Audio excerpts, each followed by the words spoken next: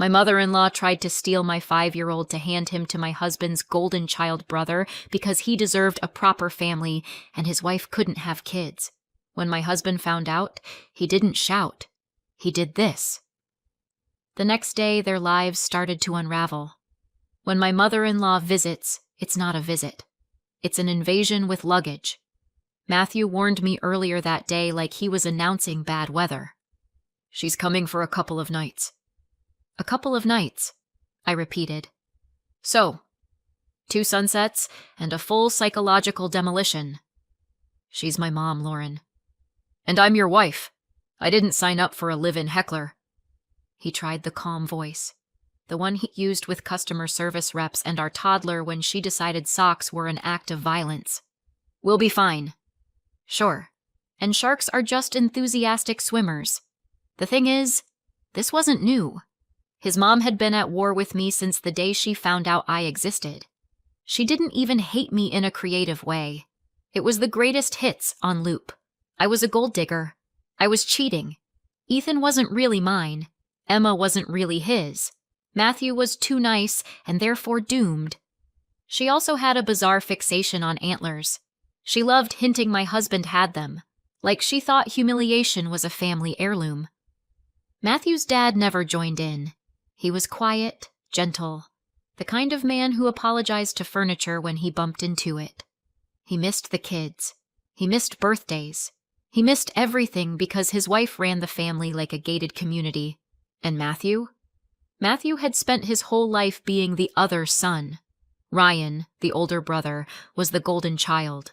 The one who was going places. The one who could do no wrong. Matthew was the spare. His mom had never said it like that, of course. She didn't need to. She'd just say things like, Ryan always knew how to handle life, while staring right at Matthew as if he was a stain. So when she texted him, I'm on my way. I'll stay over. It wasn't a request. It was a command in emoji form. I told Matthew one condition. If she was coming, the kids weren't staying. My mom picked up Ethan and Emma after daycare, took them home with her like she was evacuating puppies before a flood. Ethan, 5 years old, all dark hair and serious eyes, asked if Grandma was being mean again. Emma, 3, curls everywhere, just waved and said, Bye, Daddy, like she was leaving for college.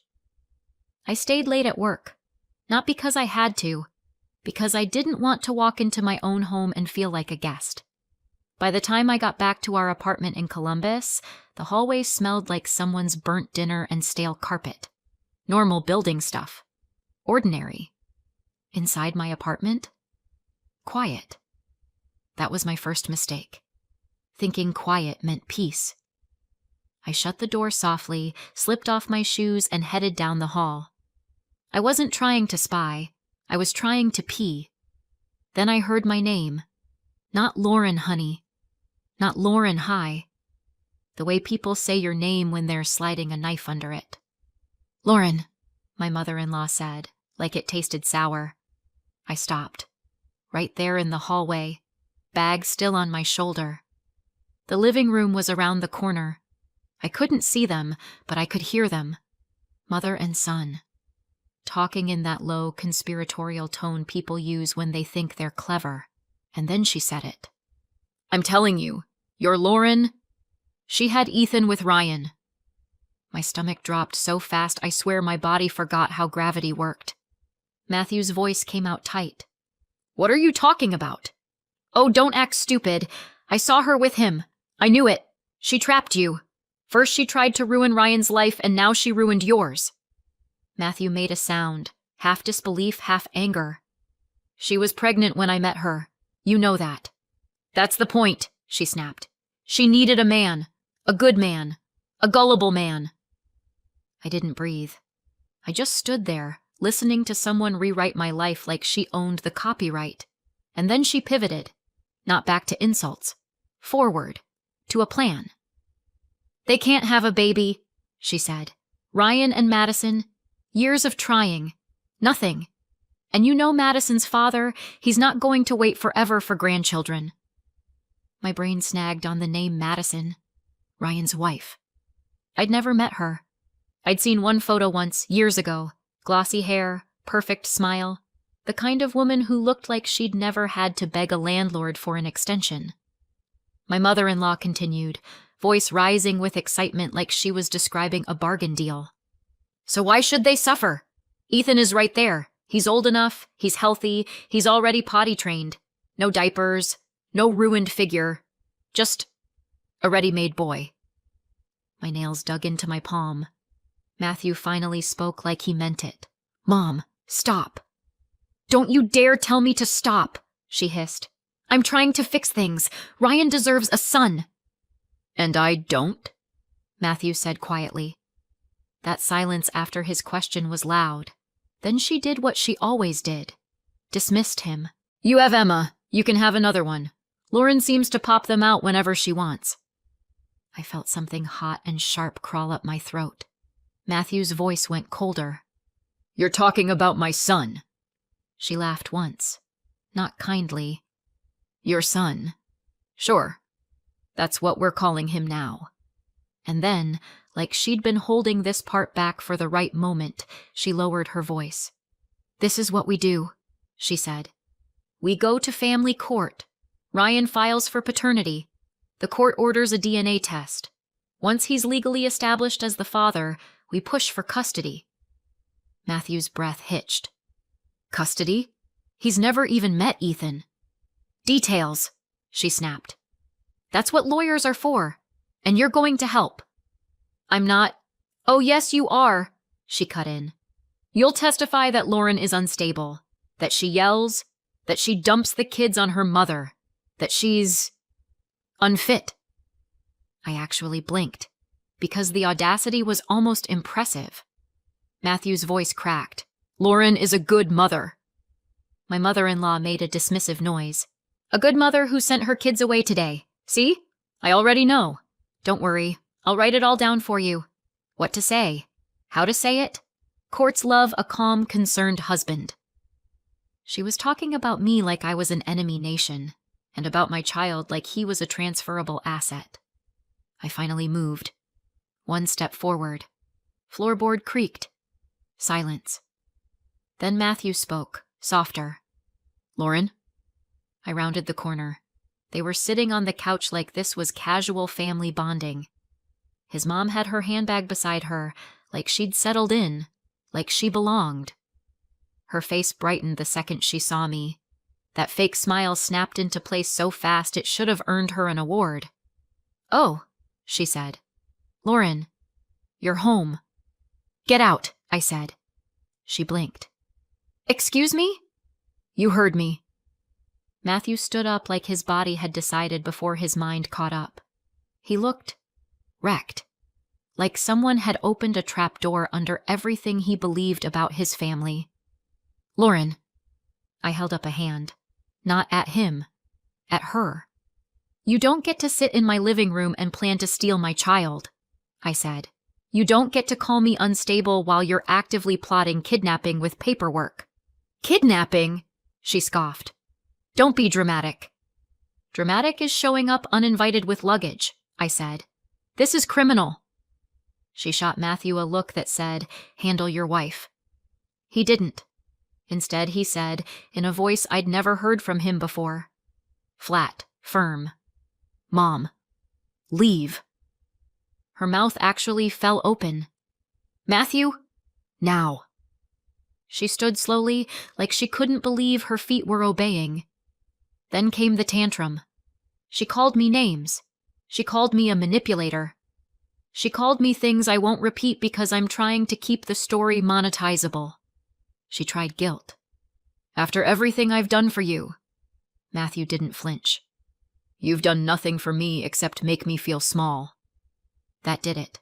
She grabbed her bag, marched to the door, and turned back with the kind of smile you see right before someone says something unforgivable. You'll regret this, she said. I will still get that boy where he belongs. And then she left. The door shut. The apartment went still. Matthew stared at the spot she'd been standing like he expected her to reappear and say it was all a joke. It wasn't. He turned to me, eyes glassy. Lauren, did you know? I didn't even know she was this insane, I said, voice shaking. But no, I didn't know anything about your brother. I didn't know she'd been sitting on whatever this is. Matthew sank onto the couch like someone had unplugged him. Then he looked up, and I saw the switch flip. Not rage, not drama. Resolve. We're not waiting, he said. For what? For her to start calling people. For Ryan to show up. For CPS to knock on our door because my mother decided she's the Department of Family Services. He took his phone out, thumb moving fast. I'm calling a family law attorney in the morning, he said. And we're starting the step-parent adoption for Ethan. Official. Legal. Locked down. My heart slammed. Matthew, I've wanted to do it, he said quietly. For a long time. I didn't push because I thought... He swallowed. I thought my family would calm down. I thought my mom would eventually stop. He let out a humorless laugh. My mom doesn't stop. She escalates. I sat next to him. My hands were shaking so hard I had to press them between my knees. I'm sorry, he said, like he'd personally invited the devil to dinner. I don't care about your mom, I said. I care about Ethan. Matthew nodded. So do I, he said. And I'm done being the son who stays quiet. That night, I barely slept. Not because I was scared of court, because I finally understood something I'd been missing for years. My mother-in-law hadn't hated me for fun. She'd hated me because I was a threat to her carefully arranged lie. I didn't plan to be a single mom. I planned to be a normal person with normal problems, like choosing paint colors and forgetting to defrost chicken. Then I met Ryan. He showed up like a romance novel cliché. Nice car, perfect smile. Accidental run-in that didn't feel accidental. He offered me a ride once. I declined. He parked anyway and walked me home like it was charming instead of calculated. He was charming. That's why it worked. He asked questions. He remembered details. He sent flowers just because. When you grow up with a father who treats kindness like weakness, attention feels like oxygen. I fell hard, and it wasn't until later, much later, that I noticed the pattern. He never took me to public places where someone might recognize him. He never introduced me to friends. He never spent holidays with me. He always had an excuse. Work, family, travel, stress. At the time, I told myself it meant he was busy. Now I know it meant he was hiding. When I got pregnant, the mask didn't slip. It shattered. He didn't panic. He didn't cry. He didn't even look surprised. He just said, very calmly, like he was discussing a parking ticket, "You're not having it." I stared at him. "Excuse me?" "You heard me." "I'm pregnant," I said. "It's not a group project." His jaw tightened. He didn't want a baby. He didn't want responsibility. He didn't want consequences. He wanted me quiet. When I said no, he tried persuasion, then intimidation, then the coldest silence I've ever felt from another human being. I left. I had a job, barely. A tiny apartment, barely. A mother who loved me, and a father who treated my existence like a personal insult. My boss let me work remotely part-time when I started showing. It wasn't some magical guaranteed thing, just a decent employer who didn't want to lose a worker. He promised my position would still be there when I came back. I held on to that promise like a life raft. Ethan was born on New Year's Eve. The nurses kept saying things like, "What a way to start the year." I kept thinking, please let me survive this year. My dad didn't take the news well. He did that thing where men disguise cruelty as comedy. "So who's the lucky guy? Your boss? Or someone even worse?" When I brought Ethan home, my dad started drinking harder, yelling more, telling me I'd shamed the family, threatening to throw me out. The police showed up twice because neighbors called. Nothing changed. Eventually, I did leave. Not because I wanted to, because staying meant raising my child inside a storm. My mom helped as much as she could. She also had one suggestion that sounded logical when you're exhausted and scared. "Maybe you should get married." she said one night. Not for love, for safety, for stability, for a roof that couldn't be ripped away on a drunk man's whim. And yes, that's humiliating to admit. But being a single mom with an infant doesn't come with pride privileges. It comes with survival math. Then I met Matthew. It wasn't instant fireworks. It was something better. Consistency. He didn't flinch at the stroller. He didn't ask where Ethan's father was like it was a criminal background check. He made a bottle without being asked. He showed up when he said he would. And when Ethan toddled over one day and grabbed Matthew's finger, Matthew didn't freeze. He smiled. Like it mattered. When we got married, my mother-in-law's hatred turned from passive to obsessive. She didn't just dislike me. She wanted me erased. I didn't know much about Ryan anymore. I hadn't seen him since the day I walked away. Matthew didn't talk about him either. Not really. Whenever Ryan's name came up, Matthew's shoulders would tighten, like his body remembered old bruises. His mom, on the other hand, talked about Ryan constantly. Ryan's promotions, Ryan's house, Ryan's vacations, Ryan's perfect marriage. It was always Ryan and Madison, said with this reverent tone, like Madison was proof their family was finally respectable. I assumed Madison was simply rich. Later, I learned she wasn't just rich. She was the CEO's daughter. The reason Ryan had a corner office. The reason he drove the car that made people nod approvingly. Madison wanted a baby. Ryan wanted an image. Those wants do not match. Madison tried everything. Specialists, clinics, Hope dressed up as appointments. When it didn't work, she started talking about adoption. That's what my mother-in-law couldn't tolerate. To her, adoption wasn't a family. It was a failure. So Madison compromised. She started volunteering. Not at an orphanage, because that's not really how it works here, but with a nonprofit that supported foster placements and families in crisis. Donation drives, supply bundles, reading programs. Sometimes she spent evenings at a children's hospital program, holding babies who needed comfort. She wanted to practice being needed. Her father hated it. Her husband mocked it. My mother-in-law tolerated it because she thought it was a phase. And then, one evening, Madison walked home after volunteering and saw a mom sitting near a playground with two little kids, Ethan and Emma. My kids. Madison told me later she stopped walking without realizing she'd stopped. Because it looked like something she'd been trying to reach for, something warm and ordinary and real. She approached and said something like, "Sorry, you're a beautiful family." I did what most moms do when a stranger compliments your children. I smiled politely while mentally reviewing self-defense options. Madison introduced herself. Ethan, who has never met a social boundary he respected, introduced himself too. "I'm Ethan," he said proudly. Madison froze for half a second. Because Ethan has Ryan's face. Not maybe. Not a little. Enough that if you see it once, you can't unsee it. And then Matthew walked up.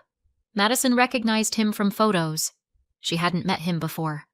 She hadn't met me. She hadn't met our kids. Because every time she asked about Matthew's family, my mother-in-law changed the subject like it was a stain. Madison waved and made small talk. She left politely when her phone rang. And then she called her husband. Ryan. She told him she'd met Matthew and his wife and the kids near their building. There was a pause on the line, long enough to feel heavy. Ryan tried to sound normal. "Why were they there?" "I think they live there," Madison said, confused. "They were walking from daycare. Their son is adorable. He looks a lot like you, actually." Ryan laughed too fast. "That's because he's my nephew," he said. Madison, still hopeful, still kind, said, "We should all have dinner. A real family dinner. I want to know them. It's weird that we've never met." Ryan's stomach probably fell through the floor because what she was describing was his worst nightmare. His wife, his mother, his father-in-law, his ex, his child. All in one room, he tried to distract her. He tried to flirt. He tried to push the conversation off a cliff and drive away. And Madison, stubborn in a way people mistake for naive, kept talking about how nice it would be. Ryan didn't sleep that night. Neither did I, because while Madison was discovering a puzzle piece, my mother-in-law was packing her next move. The morning after my mother-in-law got kicked out, Matthew and I sat at our kitchen table with coffee we didn't drink. Ethan and Emma were still at my mom's. Safe. Matthew called a family law attorney, left a message, called another, booked a consult. Then the next thing happened, exactly like Matthew predicted. A knock at the door. Not my mother-in-law. A woman with a badge and a clipboard. A social worker. CPS. Someone had reported concerns about our household. Neglect, emotional instability, unsafe environment. The list sounded suspiciously like my mother-in-law's vocabulary. The social worker was polite, professional. She asked to see the kids. I told her they were at my mother's house. I offered the address. I offered my mom's phone number. I offered daycare records, pediatrician info, immunization schedules. Because here's the thing, if someone is trying to burn your life down with bureaucracy, you don't show them emotion. You show them binders. Matthew stood beside me the whole time, calm as a locked door. The social worker looked around, noted we had food, beds, toys, clean clothes, no bruises, no screaming. She asked gentle questions. I answered gently. When she left, she said, "I don't see anything concerning here, but I do recommend you document everything. Keep records. If there's a family conflict, sometimes these reports are retaliatory." I almost laughed. "Sometimes," she said. After she left, I sat down and put my head on the table. Matthew rested a hand on my back. "She's starting," he said. "Good," I said, voice muffled against the wood. "Because now I know what it looks like, and I can fight it." That day, our attorney explained the reality. Ryan could file a paternity action, a court could order genetic testing, but custody wasn't automatic, not even close. And the step-parent adoption, if we moved fast, would build a legal wall around Ethan that my mother-in-law couldn't climb with rumors alone. Then the attorney added the part nobody likes to hear, but everybody needs. "We'll have to formally notify Ryan," she said. "If he agrees, he can sign consent and we move forward. If he fights it, we'll have to prove he abandoned the child, no support, no relationship, no involvement, or the court won't terminate his rights." Translation. Paper was going to matter. A lot. "It won't be instant," the attorney said, "but we'll start. And we'll also talk about a protection order if she escalates physically." Physically. I didn't like that word. It sounded like a warning. A few days later, I opened my door and found Madison standing there. No makeup, hair pulled back, jeans and a hoodie. Not the glossy photo version, just a woman who looked like she hadn't slept. "Hi," she said carefully. "I'm Madison." Matthew stepped into view behind me. His posture changed immediately, protective, tense. Madison lifted her hands slightly, palms out. "I'm not here to take anyone," she said fast.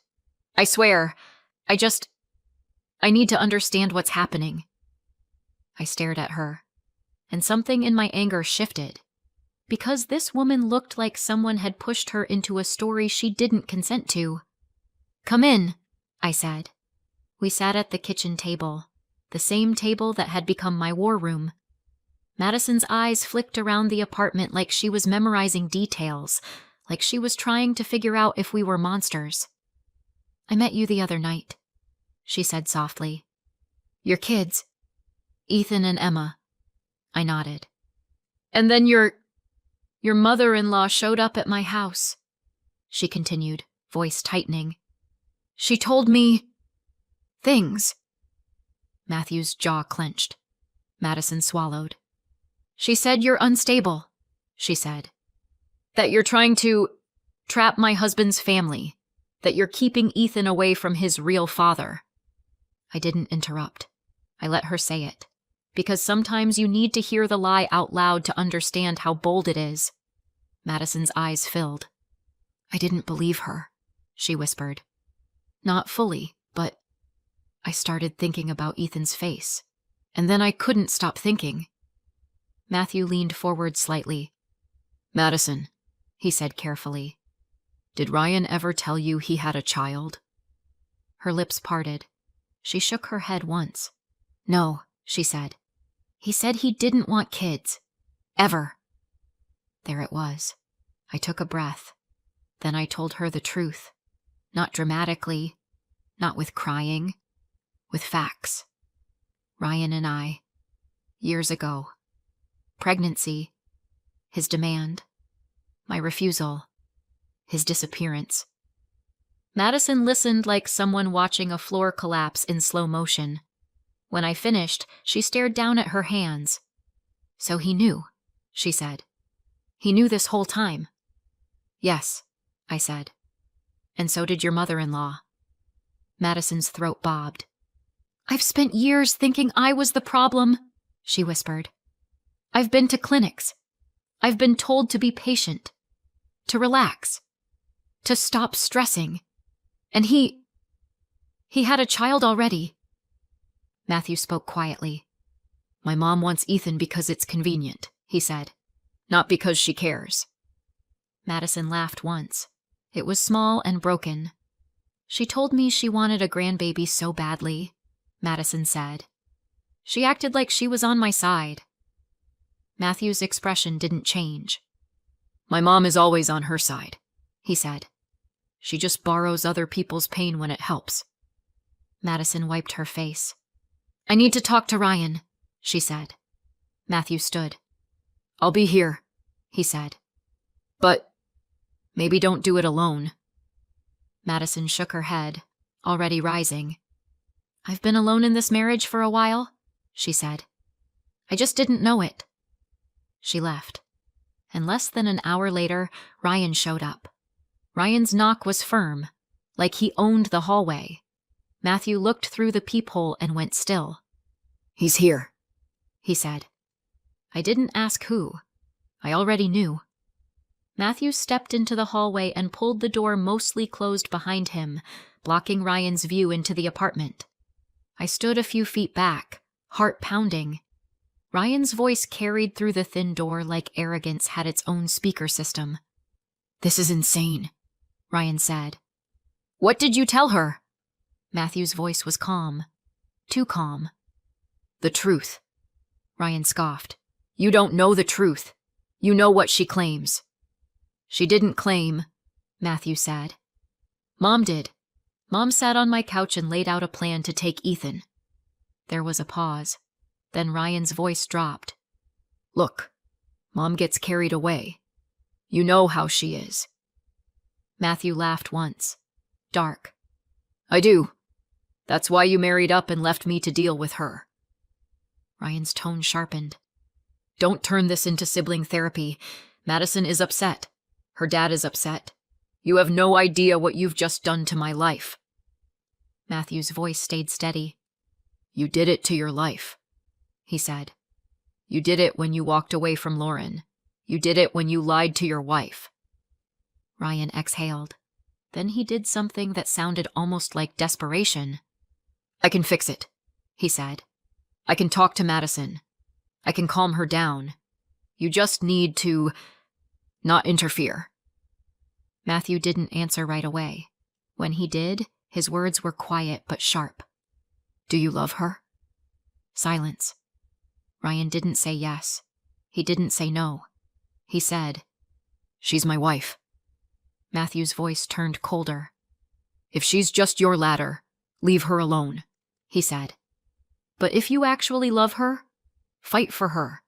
Apologize like you mean it, and stop letting Mom run your life. Ryan made a frustrated sound. You don't understand what I'm up against. Matthew finally snapped. Oh, I understand, he said. You're up against consequences. Another pause. Then Ryan said low, What about Ethan? Matthew's answer came without hesitation. He's my son. Ryan's voice tightened. Biologically, don't, Matthew warned. Don't you dare reduce him to biology when you've been absent his whole life. Ryan's breathing sounded heavier. Then softer, he said, "I never wanted kids." Matthew didn't soften. "Then you should have used protection," he said. Ryan fell silent. After a beat, he said, "Where is Madison?" Matthew's voice changed, protective, firm. "She's safe," he said. "And you're not seeing her tonight." Ryan swore under his breath. Then he left. Matthew came back inside and locked the door. I stared at him. His hands were shaking slightly. "You okay?" I asked. He exhaled. "No," he said. "But I'm done." That night, Madison texted me one sentence. "I'm at a friend's house. I filed for divorce." I didn't reply right away. I just stared at the screen until my eyes blurred. Because the lie wasn't just crashing our family, it was taking down theirs too. The next day was supposed to be boring. Kids at daycare, work, pickup, dinner, normal. Madison was staying with a friend a few blocks from our building. Earlier that morning, she'd texted me, "If you're okay with it, I'd like to talk later, somewhere outside, somewhere public. I just need air." I told her we'd figure something out. My mom picked up Ethan and Emma and walked them back toward our building. The kids were laughing, talking about finger painting and snack time like the world wasn't on fire. They were 10 feet from the lobby when my mother-in-law stepped out from behind a parked car. My mom told me later it was like watching a trap spring. My mother-in-law grabbed Ethan's arm and yanked him toward her. "Come on," she snapped. "You're going where you belong." Ethan screamed. My mom grabbed his other hand. "Let go!" my mom shouted. "What are you doing?" Emma started crying so hard she hiccuped. My mother-in-law tried to peel Ethan away like he was tape. My mom looked around wildly. People were there, but people freeze. People pretend not to see. People hate getting involved. Then my mom did what you do when you're out of politeness and into survival. She yelled, "Help! She's trying to take my grandson!" A woman on a bench near the playground turned and ran. It was Madison. My mother-in-law saw her and instantly her face changed. That syrupy, affectionate mask slid back on. "Maddie!" she cried, like this was a sweet family reunion. "Oh, honey, thank God you're here." Madison didn't slow down. She stepped between them, eyes sharp. "Let go," she said. My mother-in-law laughed nervously. "I'm just—" "Let go," my mother-in-law's smile twitched. Madison's voice didn't rise. It didn't need to. "Police are already on the way," she said. "And if you don't let him go, you're going to be explaining to an officer why you were physically pulling a screaming child off a sidewalk." My mother-in-law's fingers loosened. Ethan jerked free and clung to my mom, shaking. My mother-in-law turned on Madison, furious. "You ungrateful little—" Madison cut her off. "I filed for divorce," she said, loud enough for everyone nearby to hear. "I packed Ryan's things. I dropped them at your place. He didn't even ask why. Because he already knows." My mother-in-law's face went white, then red. Then she did what she always did when cornered. Blame. "This is Matthew and Lauren," she spit. "They poisoned you against us." Madison's eyes didn't leave hers. "No," she said. "You did." A patrol car rolled up. Then another. An officer approached. Another spoke with my mom. Another looked at Ethan, still trembling, and asked gentle questions. My mother-in-law started talking fast. Too fast. About being a grandmother. About family. About misunderstandings. The officer's expression didn't change. He asked one question that mattered. "Did you have permission to take the child?" My mother-in-law froze. Because she didn't. Because she'd never believed she needed it. That day ended with a report. A warning. And a very clear message from the system my mother-in-law thought she could manipulate. You don't get to snatch children in public and call it love. The aftermath wasn't cinematic. It was paperwork. Protective order filing. Attorney emails. Witness statements. CPS follow-up closing the case as unfounded. Daycare being told who was authorized for pickup. Names, photos, passwords. We moved faster on the step-parent adoption. Our lawyer warned us Ryan might try something out of panic or spite, but Ryan didn't file. Not then, because Madison's father had lawyers too, and those lawyers were now looking at Ryan like he was a liability that needed removing. Madison told me later her father didn't yell. He didn't have to. He just said, very quietly, "I gave him a career. I can take it back." Ryan's perfect life started folding in on itself. My mother-in-law tried to keep fighting. She called. She texted. She left voicemails that sounded like threats wrapped in religious concern. Matthew blocked her. His father called once. Quiet, shaky. "I'm sorry," his dad said. "I didn't know it got this bad." Matthew's voice softened for the first time in weeks. "I know," he said. "You just let her run everything." His dad didn't deny it. "I miss the kids," he whispered. "You can see them," Matthew said.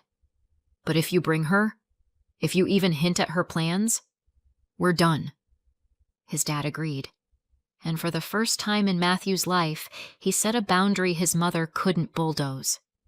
As for my mother-in-law, her public grab for Ethan didn't just get her in trouble. It cracked her. She started spiraling, telling people we were stealing her grandson, that the courts were corrupt, that Madison was brainwashed. She showed up once at our building again, far enough away to be technically not violating the temporary order, but close enough to feel like a threat. Then she escalated. She screamed at a neighbor, threw something, started ranting in the lobby. Someone called 911. Not because they hated her, because she looked dangerous. That's what ends people like her, eventually. Not karma. A concerned stranger with a phone. She was taken for evaluation. Not sent away forever like a movie, but held, assessed, processed. And when the judge reviewed the reports, the attempted grab, the CPS misuse, the volatility, the court didn't treat her like a loving grandmother. It treated her like what she'd become. A risk. Months later, we stood in a courthouse hallway that smelled like disinfectant and tired decisions. Ethan clung to my hand, wearing a tiny button-down shirt my mom bought like this was picture day. Matthew looked like he was about to either cry or punch a wall, possibly both. When the judge signed the final order, it wasn't emotional in the room. No swelling music, no applause, just the scratch of a pen and the sound of something becoming official. Matthew became Ethan's legal father. On paper. In real life, he'd been that for years, through fevers, nightmares, daycare drop-offs, and the thousand small moments that build a family. But paper matters when people like my mother-in-law exist. We walked out. Ethan asked, "So, you're really my dad?" Matthew crouched down so he was eye level. "I've been your dad," he said. "Now the court agrees." Ethan nodded like that made sense. Then he smiled and ran ahead, dragging Emma behind him like she was a reluctant sidekick. I exhaled. Not relief. Something deeper. The feeling of finally locking a door you didn't realize had been open. Madison sent me a photo a few weeks later. A small apartment. Boxes. A coffee mug that said start over like it was trying too hard. Her message was simple. I thought I needed a baby to feel like a family. Turns out I just needed the truth. Ryan disappeared from our orbit after that. Lawyers handled what people like him always handle with lawyers, consequences they didn't expect. My mother-in-law never apologized. Of course she didn't. Apologies require self-awareness. She did, however, learn something. Not empathy, not humility. Just the hard American truth she couldn't bully her way around. Family isn't who claims you. Family is who protects you. And this time, that was us. Thanks for watching. If this story hit close to home, give it a like, subscribe for more, and drop a comment. Have you ever had to set boundaries with family? I'd love to hear your perspective.